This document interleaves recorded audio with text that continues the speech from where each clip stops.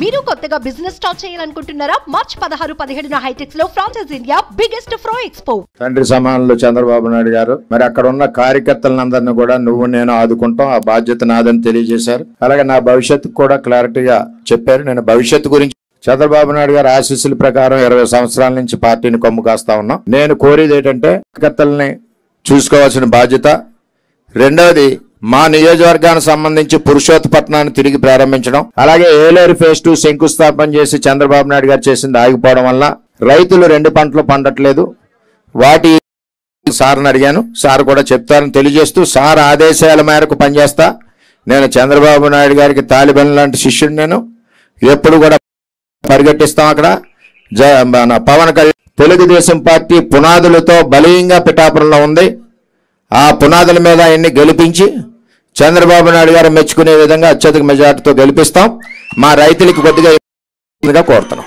తండ్రి సమానులు చంద్రబాబు నాయుడు గారు మరి అక్కడ ఉన్న కార్యకర్తలందరినీ కూడా నువ్వు నేను ఆదుకుంటాం, ఆ బాధ్యత నాదని తెలియజేశారు. అలాగే నా భవిష్యత్తు కూడా క్లారిటీగా చెప్పారు. నేను భవిష్యత్తు గురించి చంద్రబాబు నాయుడు గారు ఆశీస్సుల ప్రకారం 20 సంవత్సరాల నుంచి పార్టీని కొమ్ము కాస్తా ఉన్నాం. నేను కోరేది ఏంటంటే కార్యకర్తల్ని చూసుకోవాల్సిన బాధ్యత.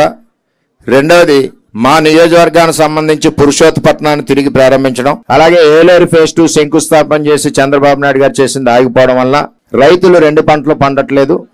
వాటి సార్ని అడిగాను, సార్ కూడా చెప్తారని తెలియజేస్తూ సార్ ఆదేశాల మేరకు పనిచేస్తా.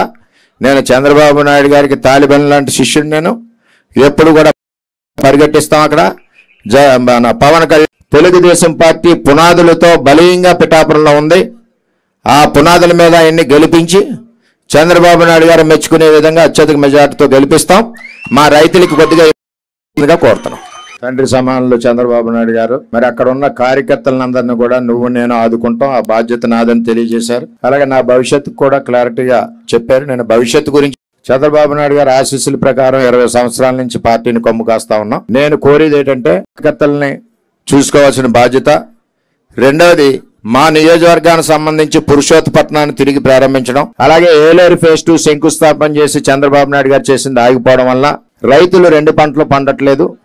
వాటి సార్ని అడిగాను, సార్ కూడా చెప్తారని తెలియజేస్తూ సార్ ఆదేశాల మేరకు పనిచేస్తా.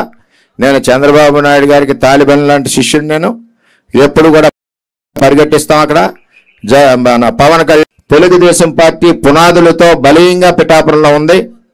ఆ పునాదుల మీద ఆయన్ని గెలిపించి చంద్రబాబు నాయుడు గారు మెచ్చుకునే విధంగా అత్యధిక మెజార్టీతో గెలిపిస్తాం. మా రైతులకి కొద్దిగా కోరుతున్నాం. సుమన్ టీవీలో మీ పర్సనల్ అండ్ బిజినెస్ ప్రమోషన్స్ కోసం కింది నెంబర్కి కాంటాక్ట్ చేయండి.